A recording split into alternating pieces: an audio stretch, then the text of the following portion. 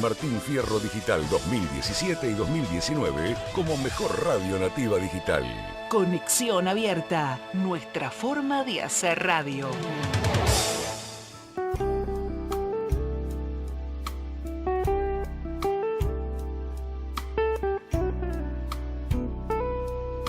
Aquí comienza Enfoque Social, una mirada real sobre la Argentina profunda. Educación, salud, vivienda, políticas públicas y responsabilidad social empresaria. Con la conducción de Sergio Solón.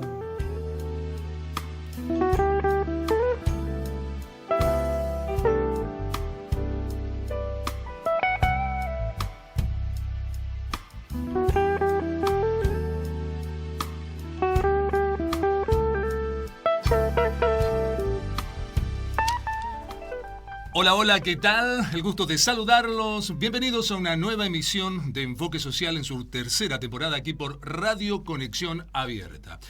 Hace poquito nomás tuvimos una conexión internacional desde Miami, Florida, en los Estados Unidos de Norteamérica, cuando hablamos con justamente el titular, el director de TV Radio Miami y Radio Miami Internacional. Y además, quiero adelantarles que ese programa, ya me confirmaron desde los Estados Unidos de Norteamérica, va a ser justamente sacado al aire por TV Radio Miami dentro de unos días nomás, para todo el mundo, con asociación estratégica con Radio Francia Internacional, con Radio Vaticana, con Radio de las Naciones Unidas y con Radio Mercosur.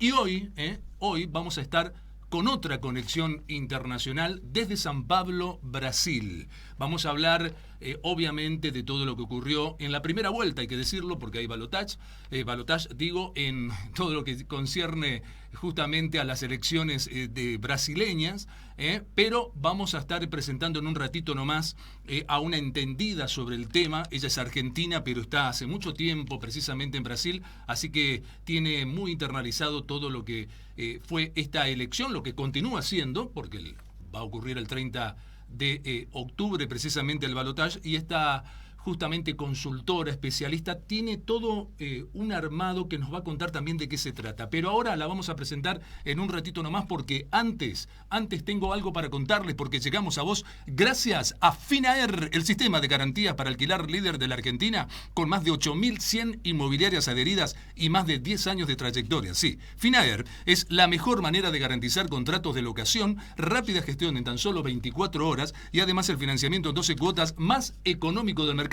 Sí, exclusivo de Finaer. Para alquilar tu tranquilidad y la de tus clientes está en la garantía de Finaer. Visítanos en www.finaersociedadanónima.com.ar. Ustedes ya saben, Finaer, la empresa líder en garantías de alquiler de la Argentina y de Argentina para el mundo. Ya abrió el año pasado oficinas en Madrid, España, y también en Barcelona, en la ciudad condal, en Cataluña, España, y ya tiene 3 representaciones comerciales más en 3 otras ciudades, 3 ciudades más españolas, y pronto va a ir por otros países también. Así que justamente Finaer, como siempre, tiene el gusto de presentar a todos nuestros invitados del día. En este caso, hago referencia justamente a Eugenia García, que es la CEO del World with Elections. Ahora vamos a saber también de qué se trata todo esto. Eugenia, bienvenida a Enfoque Social de Radio Conexión Abierta, aquí de Buenos Aires, Argentina. Sergio Solón te saluda. ¿Cómo estás? Hola, Sergio, buenos días. ¿Me escuchan bien? Totalmente bien. ¿Vos también? Perfecto. Sí, muy bien. Estamos en San Pablo. Saludo a la audiencia y a tu programa. Muchas gracias por invitarnos. Tenemos muchas cosas para conversar hoy. Hacías mención a la elección en Brasil. Se vivió unos días intensos, el último final de semana, así que bueno, todo lo que podamos comentar al respecto, vamos a ir hablando ahí a lo largo del programa. Totalmente, tenemos una hora para ello, Eugenia, y le cuento a la gente que la idea no solamente es tenerte como invitada hoy, sino que comenzar a hacer todo un feedback, ya que tenés socios que son colegas y un hermano para mí, estamos hablando de Santiago Sautel, que también pasó no hace mucho por este programa también, insisto, estuvo hace poquito nomás, habrá sido el mes pasado o el otro, más no. Así que digo, vamos, la idea también es de aquí en adelante hacer una suerte de alianza y de puente, como ya lo tenemos con mis distintos programas y con distintos justamente colegas a lo largo y lo ancho del mundo y medios de comunicación. Así que ojalá lo podamos ir realizando, no solamente porque esto va a tener una segunda vuelta, como ya está confirmado, Eugenia, sino también porque queremos saber de qué se trata. ¿Por qué no le contás a la gente? Comencemos, te propongo, vamos de lo particular y luego a lo general. ¿Qué es el World Wide Elections y cómo nació? Bueno, el Worldwide Elections es una organización que hoy se dedica a presentar los procesos electorales que acontecen en Latinoamérica y en breve en Europa. Se creó hace unos cuantos años, en 2017, con una primera observación informal en la elección del presidente Piñera, y después en 2019 hicimos ya formalmente en Argentina, cubrimos la elección para presidente, y ahora, bueno, en Brasil hicimos esa experiencia nuevamente y ya tenemos para abril de 2023 agendado Paraguay, nuevamente las elecciones en Argentina y en diciembre de 2023 España.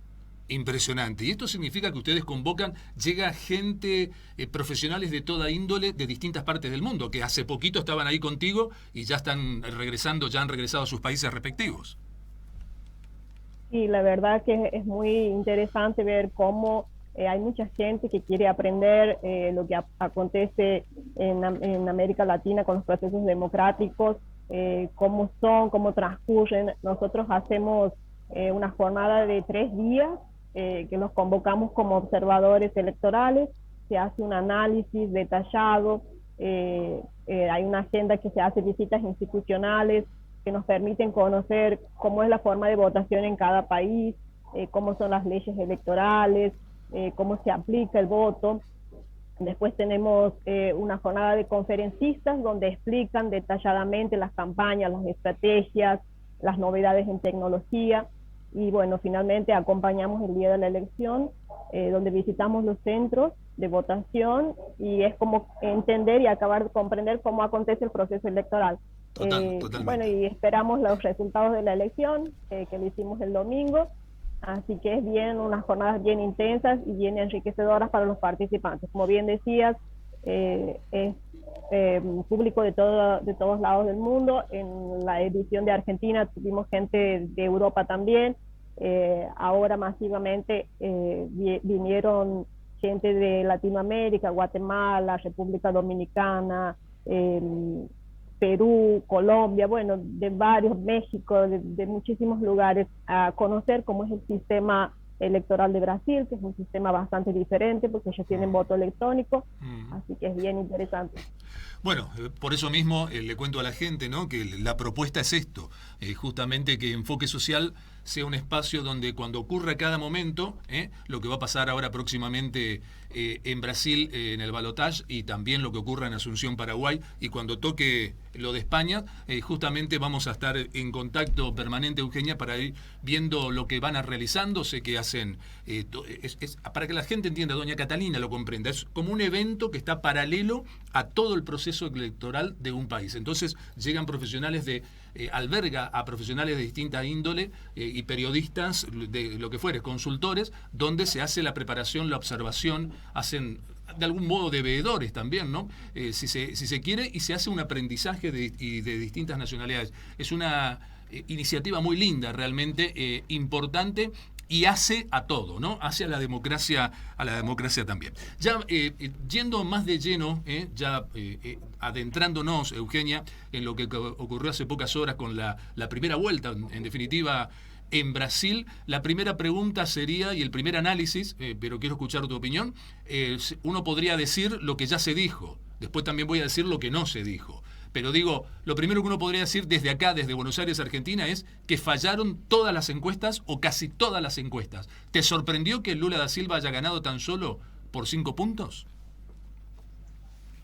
Sí, a todos nos sorprendió un poco, pero bueno, en definitiva, ayer sacaron un comunicado las empresas encuestadoras aquí en Brasil, donde explicaban que son análisis de una intención de voto. No significa que eso va a acontecer realmente en el momento de la gente votar. Es una expresión, pero bueno, sí, normalmente llegan bastante más aproximadas. Hubo una diferencia en lo que fue pesquisado, pero bueno, ahora tenemos un segundo turno. Ya se esperaba, que las encuestadoras sí decían que habría un segundo turno y de hecho se concretó.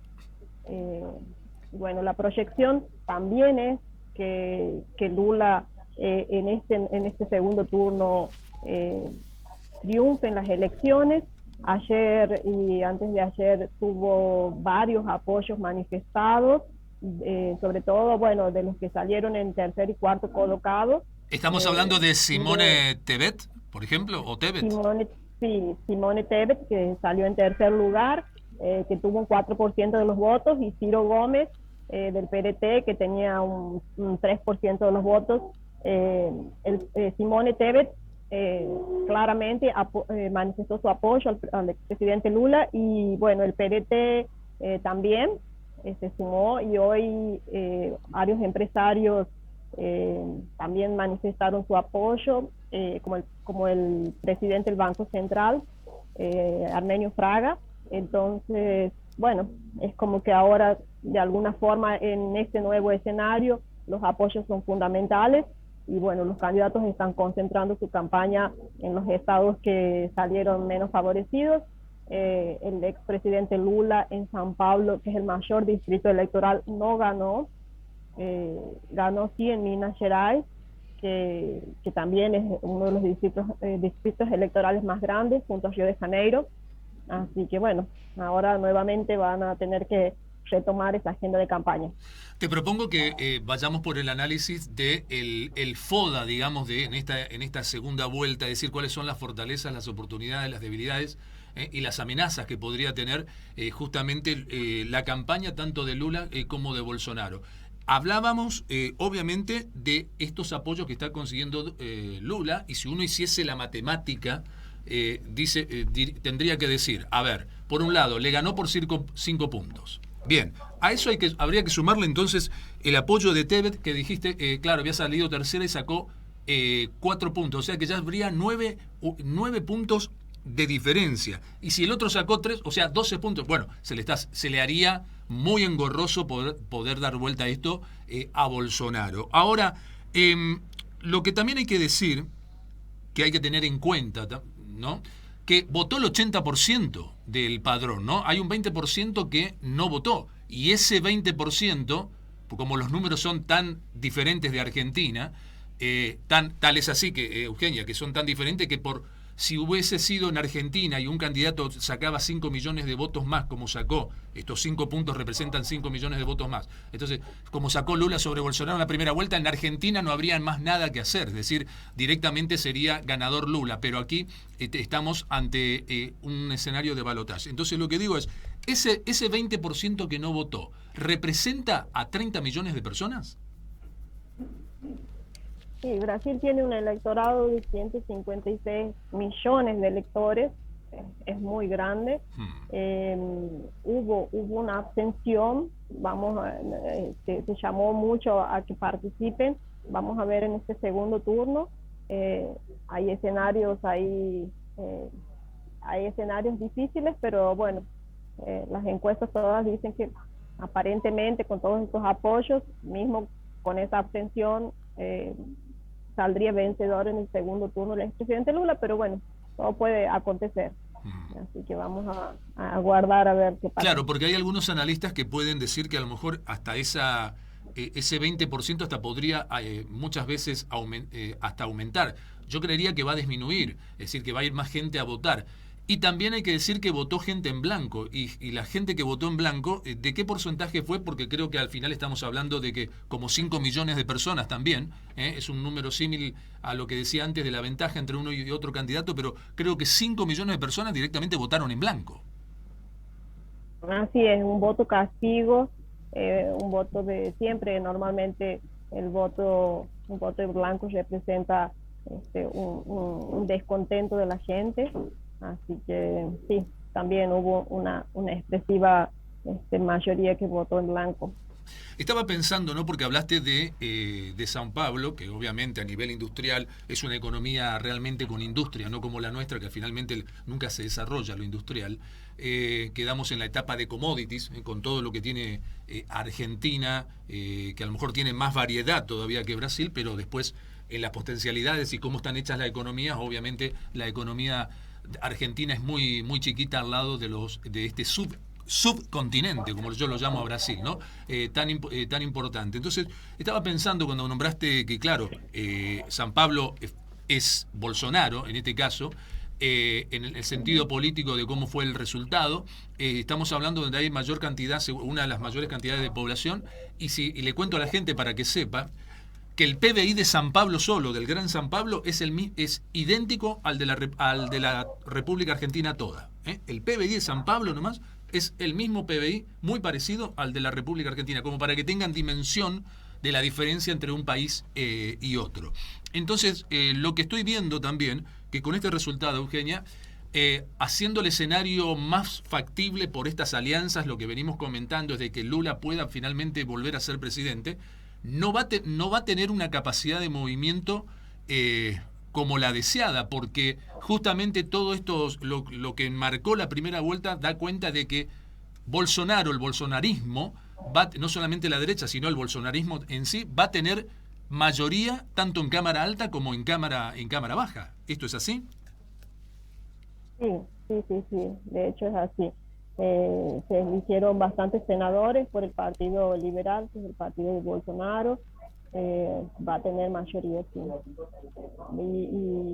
Y gobernadores también, si bien en la segunda vuelta todavía tenemos ahí algunos gobernadores, pero son mayoría, sí.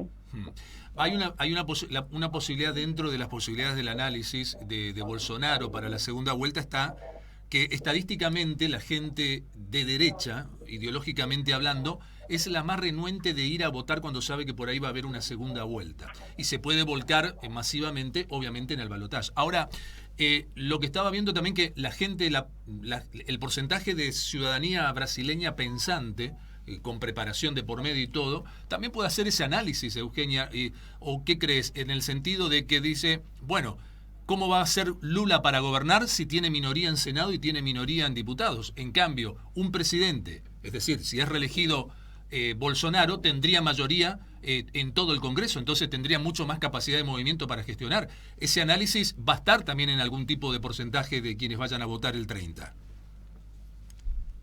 Sí, yo creo que va a haber menos abstención y que van a concurrir más a votar para decidir la elección. Tradicionalmente el PT el partido de Lula tiene en todo el nordeste y el norte prácticamente es del Partido de los Trabajadores, y bueno, el sudeste es de Bolsonaro. Como vos decías, hay unos sectores de la sociedad, la clase baja, siempre los menos favorecidos, han estado acompañando al expresidente Lula, y los empresarios de la clase alta son los que apoyan a Bolsonaro. Vos me hablabas hace rato de las fortalezas y las debilidades. Claramente esta es una de las fortalezas de Lula. Es decir, que tenemos dos tipos de países, dos ideas de país o de Brasil distintos, totalmente distintos. El norte, que favorece a Lula, y el sur, que está con Bolsonaro, concretamente. Así está dividido, o podríamos dividir el mapa brasileño de hoy. Sí, porque tradicionalmente el sur es donde se concentra más la riqueza, y sí, podemos decir que de San Pablo, todo el sur es Bolsonaro. A la inversa de otros países, Río ¿no? También. Claro, a la inversa de otros países también, ¿no? Italia, por ejemplo, donde la parte rica o más rica está en el norte y no en el sur, ¿no? A diferencia de ello, pero bueno, es lo que ocurre obviamente con nuestros hermanos brasileños. Es verdad que hay una teoría, vos hablaste de Minas Gerais en algún momento y que ganó Lula en la primera vuelta. Digo, es verdad que hay una historia así también mezclado con resultados o un dicho y estadísticas, que quien gana dicho estado, o sea, Minas Gerais, gana la elección presidencial históricamente. Sí, es como que todos los presidentes tienen que ganar en Minas Gerais, como para la victoria en Minas Gerais es muy importante y representativa. O sea que eso está instalado, digamos, desde hace mucho tiempo. Sí, así es. ¿Cómo vive el brasileño hoy?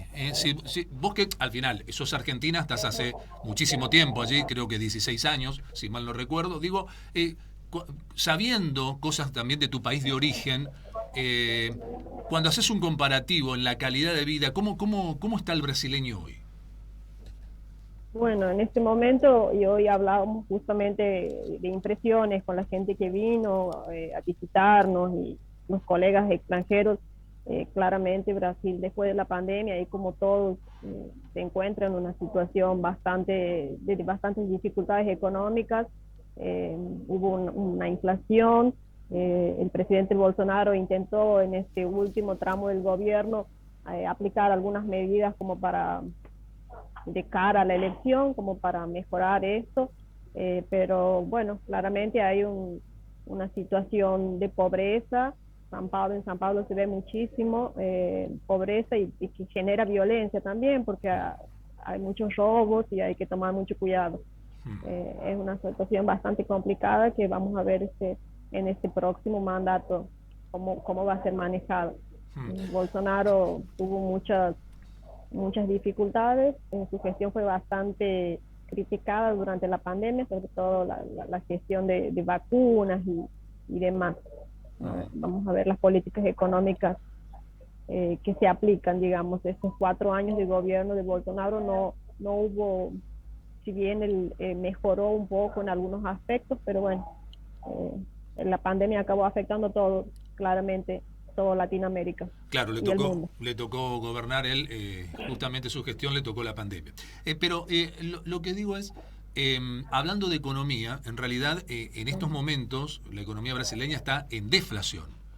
Hay una deflación del 0,6% y eso justamente influye en los precios y en los bolsillos de los brasileños. ¿No crees, Eugenia, que, por ejemplo, Bolsonaro va a poner toda la maquinaria por estos días de octubre hasta el 30, cuando sea el balotaje, para que los brasileños sientan inmediatamente algún tipo de beneficio con respecto, insisto, a la economía personal para que tomen decisiones a la hora de ir a votar y lo voten a él? ¿No te parece que va a implementar estrategias en lo inmediato respecto a eso? Sí, de hecho ya implementó unos meses antes, dio subsidios sociales y bajó el precio de algunos impuestos de la gasolina, pero sí, ahora ya es como que ya será solamente en el próximo mandato, en este último tiempo ahora de campaña quedan pocos días. No sé si aplicaría en este momento algunas medidas económicas. Yo estoy viendo que justamente cuando vos hablabas del aumento de la violencia, que también lo vemos en parte acá, ¿no? Muchas veces promocionado desde atrás, obviamente por algún tipo de ideología política. Pero si vemos el mapa del mundo en este amplio análisis más allá de las fronteras de Brasil y de la Argentina, Eugenia, yo voy observando que las tendencias políticas de cómo van yendo los países, algunos, por ejemplo en Europa, van hacia la derecha, pero también otros van hacia, digamos, dictaduras llamadas de izquierda, entre comillas, como lo quieran presentar. Es decir, como que autoritarios, ¿no? Es como que Latinoamérica, si vuelve Lula y por lo que pasó en otros países, como puede ser cuando viró hace muy poquito una Colombia, hace un tiempo un poquito más atrás, haciendo algo de revisionismo, un Perú. Resulta que, bueno, otra vez Bolivia, si hablamos de por el año que estuvo, que fue un movimiento distinto. A ver, lo que digo es, hay una tendencia general hacia la derecha, hay una tendencia hacia un agotamiento, por lo que yo observo, del globalismo, de la globalización en general, y también el aumento de violencia. ¿Qué tenés para decir o qué, desde tu criterio, vas observando no solamente en Brasil, sino a lo ancho y largo del mundo, ¿no? Del planeta? Bueno, en Latinoamérica hoy por hoy está, como decías, girando hacia la izquierda, ¿no? Exactamente, al En Chile al también, revés del resto del mundo, sí. claro, en Chile también tuvo elecciones y bueno, se eligió un gobierno de izquierda. Y como decías, en Europa, en la mayor parte va hacia la derecha, en algunos casos hacia la extrema derecha. Pero yo creo que más que nada en el mundo me parece que acontece una dialéctica entre izquierda y derecha. Es como que tenemos gobiernos de izquierda y bueno, y ahí en la secuencia hay un descontento y hay vuelve para la derecha. Es como que va intercalando izquierda y derecha en los gobiernos. Solamente en Argentina que bueno, hace mucho que está el gobierno de Cristina y bueno, pero en general me parece que sí hay una dialéctica entre izquierda y derecha. ¿En qué quedó entonces cuando teníamos todo el escándalo de corrupción por la cual Lula, entre otras cosas, terminó preso, creo que no sé si llegó a 2 años o cuánto tiempo estuvo finalmente, pero digo de prisión efectiva, pero digo, ¿en qué quedó todo ello? Es decir, aparentemente ahora parece que todo fue mentira, fue todo creado, o una parte sí y la otra parte no. Sí, el expresidente Lula estuvo 19 meses en la cárcel. Claro, 1 año y medio. No es, sí, en realidad el tema del lavallato no se comprobó nada. El expresidente fue encarcelado, pero después se llegó al Supremo Tribunal, digamos, está en instancias, todavía es como que está en suspenso, pero es como que de todo lo que fue presentado no encontraron pruebas fehacientes de los hechos que se le imputaron. ¿Que se le imputaban a él en lo personal o a un montón de gente de su movimiento político o gobierno y también del de Dilma Rousseff en general? Claro, algunas, bueno, el lavallato en general, algunas cosas se comprobaron, pero lo que era correspondiente a las imputaciones al expresidente Lula, como el caso del departamento de Guarujá, famoso, y bueno, algunas otras instancias no existieron pruebas concretas de la culpabilidad o de la participación del expresidente Lula en esos actos que se le imputaban. Por eso es que, bueno, no está más en la cárcel y se le restituyeron sus derechos políticos, como por ejemplo el de participar en una elección. Vos sabés que estoy pensando, pero, no sé, sí, te escucho. Sí, bueno, también claramente se consideró que en su momento fue una cuestión política porque no se le permitió participar en las elecciones y de alguna forma por eso que también la ONU reconoció los derechos políticos del expresidente, pero algunas instancias como que quedaron en suspenso del lavallato, no es que la causa concluyó completamente, es como que hay que hacer apelaciones al Supremo Tribunal Federal, pero en definitiva las cosas, digamos, que se le imputaban, absolutamente nada fue probado. Ahora, lo que uno se pregunta con la experiencia argentina desde que volvió un gobierno kirchnerista a la Argentina, y hoy todo el mundo tiene claro que es el peor gobierno de la historia, reivindicando al no buen gobierno de Mauricio Macri. ¿Cómo será de malo este gobierno que hasta el gobierno de Macri parece bueno en la distancia y en el tiempo? Digo, ¿no será que Brasil termina con sus características particulares, pero va a terminar haciendo algo parecido? ¿A qué me refiero? Que justamente como vino el cambio de Bolsonaro, más allá de su estilo, que no comparto, de cierta violencia a todo nivel, hasta con las mujeres mismas, entonces lo que digo es, pero no vaya a ser que se va por eso otra vez a lo otro, se vuelve a lo otro, como ya pasó acá 3 gobiernos anteriores kirchneristas, con Néstor Kirchner y con Cristina Fernández de Kirchner 2, y ahora le dan la posibilidad otra vez que venga a ese sector de la política sospechado de alta corrupción, y resulta que después se termina comprobando lo que por el momento no se pudo comprobar, no solamente con respecto a la corrupción, detalles más, detalles menos, millones más, millones menos, sino que había gran parte de esa medida y que no todo era lawfare, porque si no pareciera que todo es mentira y sin embargo vamos viendo que cada vez hay más pobreza en todos los países, cada vez hay más presión tributaria, los que generan riqueza pagan más y resulta que los únicos que se benefician concretamente son parte de la política de un lado y otro, que se transforman a través de la política en personas ricas y antes no lo eran. ¿No te llama eso la atención al menos? Bueno, particularmente en el caso del gobierno del PT hubo casos comprobados de corrupción y lamentablemente me parece a mí que no hay nuevos líderes políticos y ese es el gran problema. Entonces es como que se vuelve de una forma u otra a las mismas figuras políticas.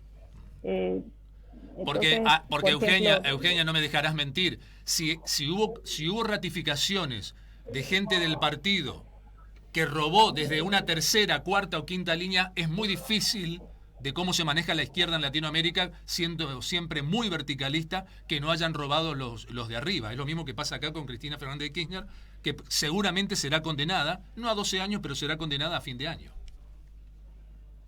Sí, yo pienso que no es una defensa para nada, en absoluto, muy al contrario, pero es como que todas las instituciones, tanto las políticas como las religiosas, en algunos puntos hay corrupción instalada, muy difícil de combatirla. Bueno, lamentablemente, como te decía, me parece a mí que no hay nuevas figuras políticas emergentes y acaban perpetuándose en el poder siempre las mismas. Por ejemplo, cuando nosotros hacíamos estos estudios, digamos, de los procesos electorales en Latinoamérica, hay cosas que uno puede aprender y puede instalar en las democracias que pueden mejorar los sistemas. En Chile, por ejemplo, no hay reelección, los mandatos son de 4 años y eso hace que no se instale la corrupción, no se instale el esquema de corrupción. Y eso es muy favorable, me parece a mí. Y no acontece en otros países que, bueno, puede haber reelección, digamos, y en 8 años la corrupción es más fácil, digamos, de instalarse y aplicar. Totalmente. Eugenia, te pedimos que nos esperes un ratito, tenemos que ir a nuestra tanda publicitaria, escuchar un poquitito de música y invitarte que tengas un poquito de paciencia de San Pablo, Brasil, para volver a retomar para el segundo bloque y seguir charlando contigo. ¿Puede ser? Claro, Sergio, con mucho gusto, estoy por aquí.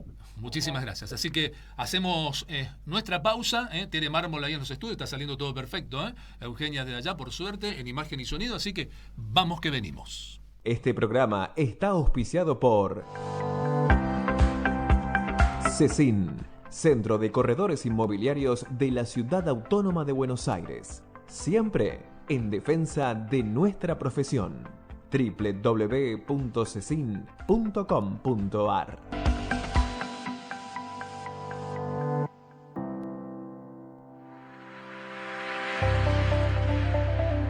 En Gestión Express brindamos servicios de excelencia al mercado inmobiliario y nuestro equipo de asesores lo ayudará a solicitar informes para sus operaciones de locación y venta de inmuebles. www.gestionexpress.com.ar. 25 años junto al sector inmobiliario nacional. Bienvenidos al único portal inmobiliario profesional de la ciudad, cavaprop.com.ar. Buscá y encontrá con la ayuda de corredores inmobiliarios matriculados. cavaprop.com.ar. Comprar o alquilar, seguro. Con el respaldo de Cusigba. Európtica. 20 años ante los ojos de la gente. Presentes en 5 provincias con más de 30 locales. Seguinos en las redes sociales y entérate de todas las novedades.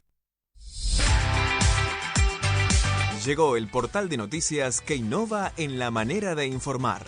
Con artículos simples, concisos y precisos. Actualidad, política, economía, social y mucho más. Expreso News. Lo que tenés que saber. www.expresonews.com. Ladrillos. La inversión más sólida y confiable. Ayer, hoy y siempre. Invertir es posible con el asesoramiento de un corredor inmobiliario matriculado. Es un consejo de Cusigba, el Colegio Profesional Inmobiliario. ¿Sabés qué es el Colegio Profesional Inmobiliario? Es el colegio único de corredores inmobiliarios de la ciudad de Buenos Aires, también conocido como Cusigba. Y es la entidad que nuclea a más de 7.000 corredores inmobiliarios de toda la ciudad. Consulta siempre con un corredor inmobiliario matriculado por Cusigba. Enseguida volvemos con más Enfoque Social. Una mirada real sobre la Argentina profunda.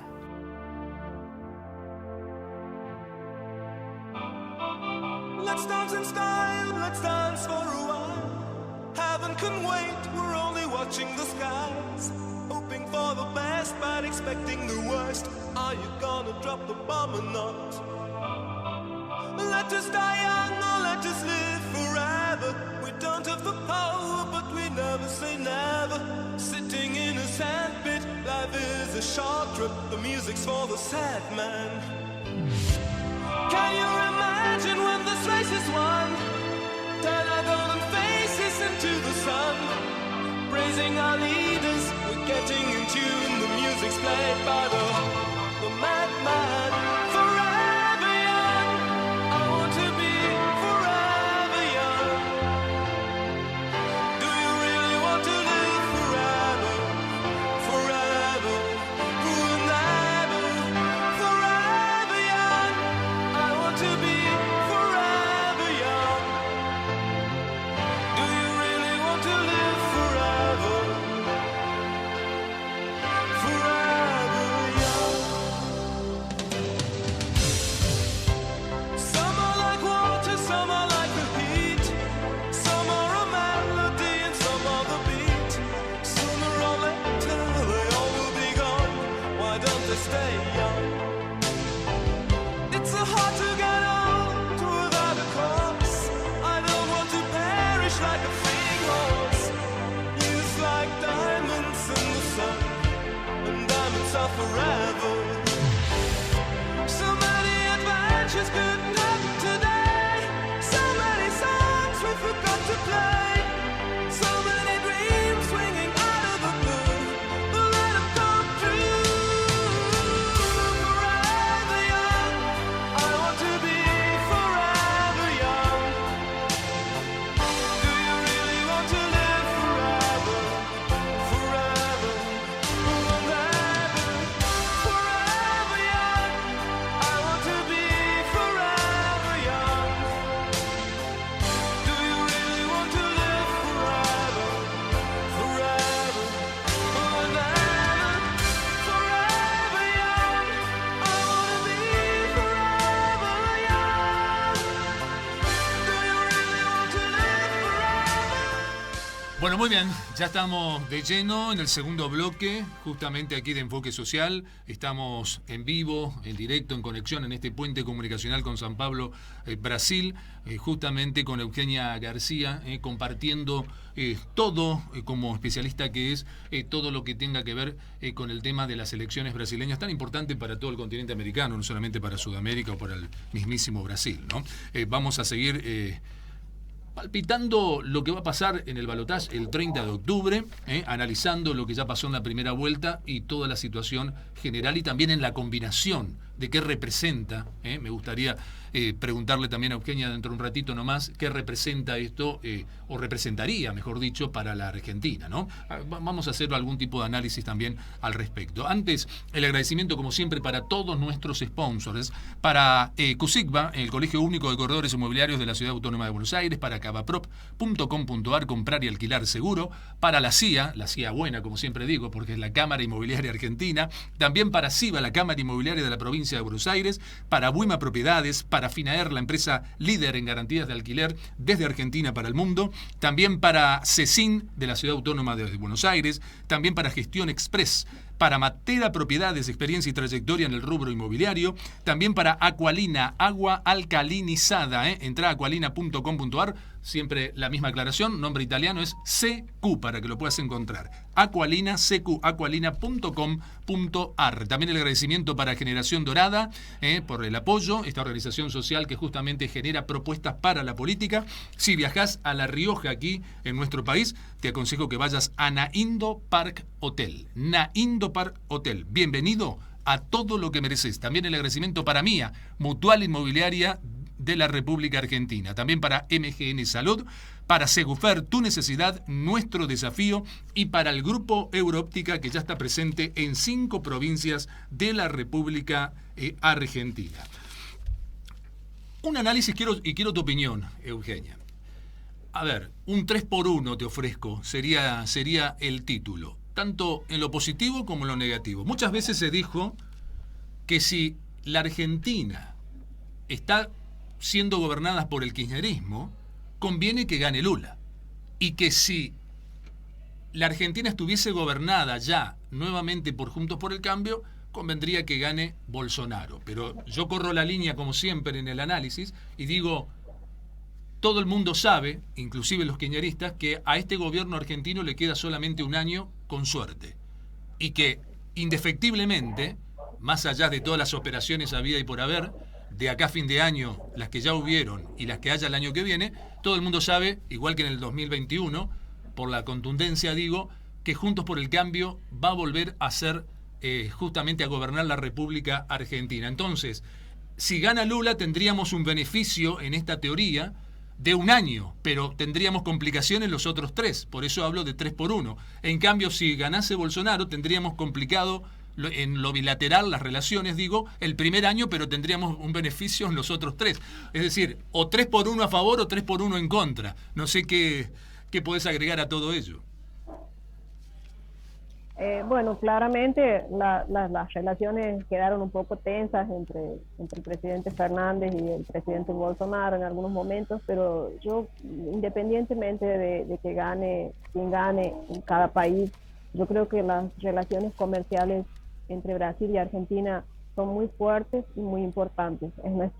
Prácticamente Argentina y Brasil son aliados económicos muy próximos, y para la región de Sudamérica son fundamentales nuestras relaciones. El embajador Scioli siempre también hizo un muy buen trabajo aquí. Yo creo que independientemente de quién salga victorioso en las próximas elecciones, tenemos que fortalecer y fomentar esa parcería económica. Parcería, no sé, a veces me salen algunas palabras. No, está bien, es comprensible. No me acuerdo las palabras en español, hace muchos años aquí, pero es como que son aliados económicos y que tienen y tendrán que seguir siéndolo, porque es importante para nuestra región de Sudamérica. Es verdad, es cierto, hablando de Alberto Fernández, que es un presidente totalmente decorativo, claro está. Este cuarto gobierno, el peor de la historia en la Argentina, es el gobierno de Cristina Fernández de Kirchner. Alberto Fernández ya sabemos cómo llegó a ser presidente, a sentarse en el sillón de Rivadavia, lo sabe todo el mundo. Ahora, lo que digo ¿fueron ciertas y reales las críticas o fue solamente un efecto de campaña? Porque si uno se pone a pensar, si yo fuese asesor de Lula, yo le diría a Lula, mire, señor Lula, en estos momentos usted tiene que mostrar algunos condimentos de derecha para tener mayores probabilidades para el 30. O aumentar las probabilidades si es el mejor posicionado. Entonces, no sé si vos compartís eso, Eugenia. Entonces, lo que digo es, ¿son ciertas, porque a lo mejor estuvo basado en eso, que antes de la primera vuelta hubo fuertes críticas sobre la pobreza argentina al presidente Alberto Fernández? ¿De parte de Lula? No tengo conocimiento de que se han hecho declaraciones en contra del presidente Fernández. Acá llegó que sí. Acá llegó que sí. Como muchos no se animan a hablar de Cristina Fernández de Kirchner. Por eso la apuntó Alberto Fernández. Directamente al gobierno de Alberto. Directamente al gobierno en realidad de Cristina, donde está el presidente decorativo Alberto Fernández. Sí, claro. Por eso digo, muchos no se animan a decir Cristina Fernández de Kirchner. Alberto Fernández sí, como si nada. Habló de... Veo un presidente como distraído, algo así quiso decir. ¿Por qué? Porque la pobreza en Argentina ha crecido mucho, es muy grande. Sí, lo dijo. Sí. Yo lo vi como un acto de campaña, justamente. Bueno, claramente aquí el presidente el expresidente Lula intenta hacer algunas declaraciones como actos de campaña mismo. Pero bueno, él tiene un aprecio importante por la expresidenta Cristina, la vicepresidenta hoy. Totalmente, y sabiendo la historia del kirchnerismo acá, sí. Claro, sabiendo la historia del kirchnerismo acá, es difícil, por eso pensar que todo lo que se dijo de corrupción allá haya quedado en cero también. Puede haber cosas inventadas, no tengo dudas, de un lado y de otro. Ahora, de pasar de 100 a 0 es medio llamativo. Por eso digo, prepárense los brasileños porque quizás estén viviendo un proceso parecido al argentino. Votan lo de antes creyendo que van a poder hacer lo de antes, resulta que no tienen a favor ni la cámara alta ni la baja, encima no hay el dinero de antes después de la pandemia, más allá de que Brasil tenga una situación diferente, pero también tiene mucho más gente, y mucho más gente pobre por la cantidad que tiene, y encima todavía con esto de la ideología, es decir, desde el Foro de San Pablo, cómo se maneja geopolíticamente a la ideología que supuestamente adhieren, porque digo, ellos generalmente son de izquierda con el bolsillo ajeno, que es fácil hacer planes con el bolsillo de los demás, no con el propio, por eso digo que llegan a la política y se enriquecen. Sí, si el expresidente Lula sale victorioso en estas elecciones, claramente es por las clases bajas que durante su gobierno fueron más favorecidas en políticas económicas. Eh, Justamente aquí, y hablando de una otra parte de la elección, que es el papel de las mujeres en el electorado, las mujeres son mayoría, el 53% del electorado, y apoyan más, tiene mejor imagen el gobierno del expresidente Lula que el gobierno del presidente Bolsonaro. Mira vos Porque son qué dato. madres de familia, Ujú. porque normalmente son las jefas de familia. Entonces, durante el gobierno de Lula hubo algunas políticas que él implementó que favorecieron, como la universidad, las políticas económicas. Entonces, la victoria de Lula aquí realmente se da por las clases menos favorecidas, que como decíamos en el Nordeste son mayoría. Ahora, ¿hasta dónde él sacó de la pobreza a esa gente? ¿Simplemente con subsidios o generando trabajo genuino? Con aquella gestión suya. Bueno, durante la época de la presidencia de Lula hubo muchas mejorías en temas económicos, a pesar de los casos, de los escándalos de corrupción. Brasil es un gigante en la economía, entonces Impresionante, sí. tuvo un periodo muy bueno, tanto en política internacional cuanto en la política nacional. Como decíamos, el presidente Bolsonaro enfrentó otras dificultades, ¿no? Que tal vez no le permitieron mostrar su gestión de gobierno en su amplitud. Ahora, a mí me da la impresión que la economía no está tan atada, la brasileña, digo, Eugenia, tan atada como en la Argentina a el momento político, es decir, a tal partido o movimiento político que pase a gobernar. Yo siento como que es tan grande la economía brasileña que prácticamente va sola, más allá de todo ello. ¿Tenés esa misma lectura o no? Totalmente, Sergio. Comparto plenamente su opinión. Es una economía de un gigante de 221 millones de habitantes. Claro, entonces, si porque el nos otro, vos imaginamos hablaste que del electorado, perdóname, hablaste del electorado cuando dijiste 150 y pico de millones, pero en realidad son más de 200. Claro, 221 millones de habitantes, imaginémonos que cada uno consuma R$1 por día, que es lo mínimo. La economía se movimenta sola independientemente de las crisis políticas que puede haber. Entonces eso es una gran ventaja que tiene Brasil, digamos. Es una economía gigante con un Producto Bruto gigante, entonces es como que no depende de la política, como tal vez en Argentina sí acontece. Totalmente. ¿Y qué esperás para el balotaje? Ya no por ganador solamente, sino mi observación entre una cosa y otra, me puedo equivocar, porque hay quienes dicen, tanto de aquí como de allá, que puede ser no solamente que gane Lula, sino que gane por una buena diferencia. Yo no digo que no vaya a ocurrir, no estoy haciendo futurología, pero digo, a días de que esto ocurra, digo, ¿qué te parece que va a ser? Que ganaría Lula, que es lo más probable. No podemos dar por muerto a Bolsonaro, tampoco hay que aclararlo, pero digo, que ganaría Lula si gana por una buena ventaja o que sería algo reñido, porque si yo hago otro tipo de números, yo creo que el ganador va a andar por el 51-53%. Sí, la previsión de las encuestas hoy es que gane por 53% aproximadamente. No sería una ventaja así tan grande. Bolsonaro hoy consolidó bastante su partido a nivel nacional, ha habido un crecimiento expresivo, entonces no se espera que gane por una diferencia pronunciada. Yo creo que es lo que va a terminar pasando, ¿no? Que va a ser bastante peleado, pero bueno, sorpresas te da la vida.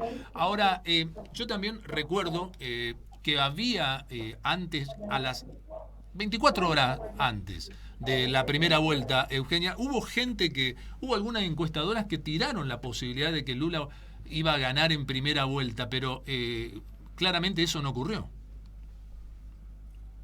No, yo tengo acompañado las encuestas aquí en Brasil y la mayoría, casi todas, y las que no son tendenciosas, decían que iba a haber un segundo turno, sí, es muy difícil que se gane en un primer turno en un país tan grande.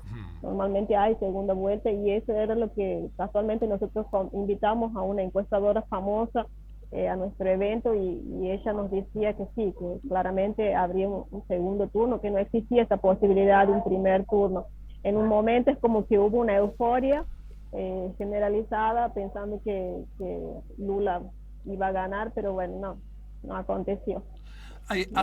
Estamos en la era moderna, así como no se puede estar, si querés instalar un producto o un servicio sin publicidad, salvo excepciones.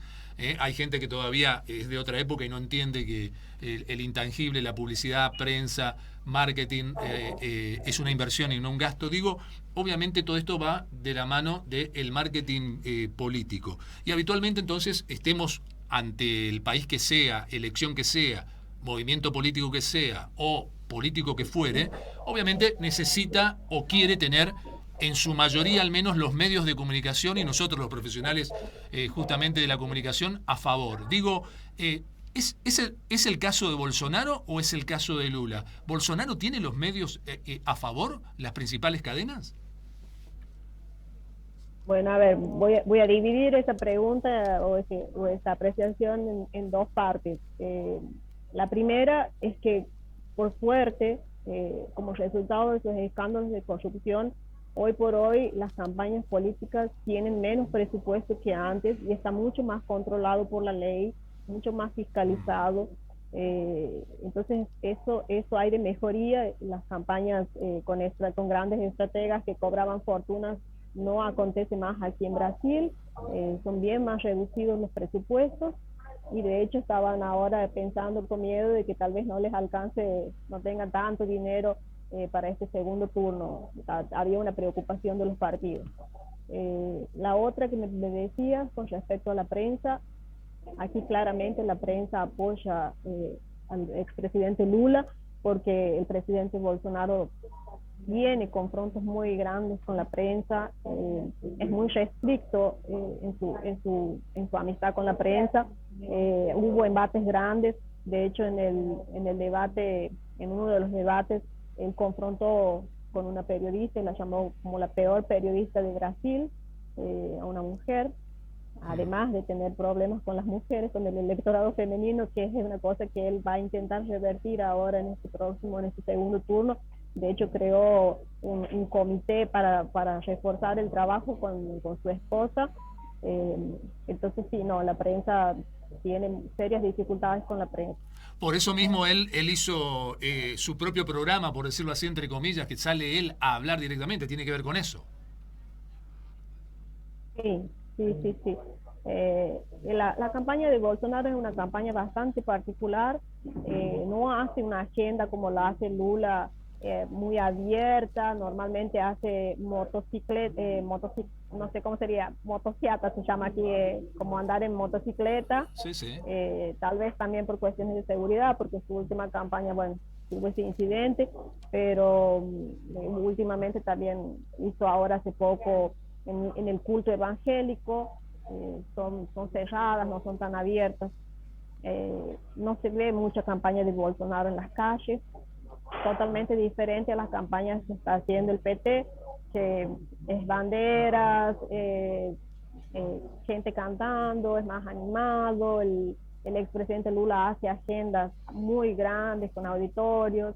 Es como que hay otro manejo en la campaña de Bolsonaro, y Bolsonaro se vuelca más a las redes sociales. Claro, como estrategia. Bueno, tuvo gran audiencia también cada vez que él habla, ¿no? Cuando él hace su aló presidente, entre comillas, por lo que hacía Chávez en algún momento, si se me permite el recuerdo, haciendo un poquito de revisionismo nuevamente, digo, tuvo gran audiencia también cada vez que él decide poner un micrófono y hablarle a la gente directamente él, ¿no? A su electorado. Realmente increíble. Sí, muy buena, inclusive superior a grandes cadenas justamente de radio y televisión, que eso también debe preocupar a los empresarios dueños de los medios, ¿no? Pero bueno. Sí, eso es fuerte. Muy fuerte. Llegamos al final, pasó increíblemente una hora, Eugenia. El agradecimiento de que hayas estado aquí en esta transmisión en vivo desde San Pablo, uniendo San Pablo y Buenos Aires y San Pablo, para ver todo lo que está aconteciendo justamente en Brasil, y con esta propuesta, que este programa donde vaya justamente tu organización de ir paralelamente a cada elección, podemos hacer justamente un resumen y un análisis aquí en Enfoque Social a partir de ahora, cuando ocurra en Asunción, Paraguay, cuando ocurra en España, y así sucesivamente, y obviamente nuevamente, ¿por qué no?, cuando ya tengamos nuevo presidente en Brasil. Así que gracias por estar, un cariño a la distancia y hasta cualquier momento. Gracias, Sergio, un abrazo y gracias a la audiencia por escucharnos. Un beso muy grande, Eugenia. Gracias por haber estado.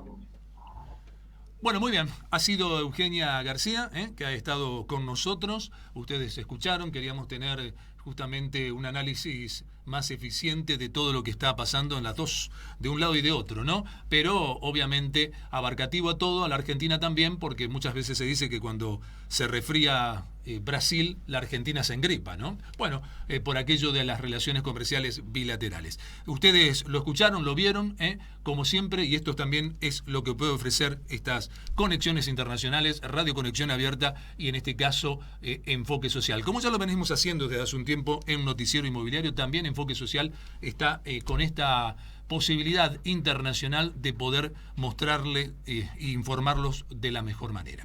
Llegamos al final, el agradecimiento como siempre a Tere Mármol en la operación técnica, y como siempre digo, que lo bueno no tape lo malo y que lo malo no tape lo bueno. Chao, hasta el próximo jueves.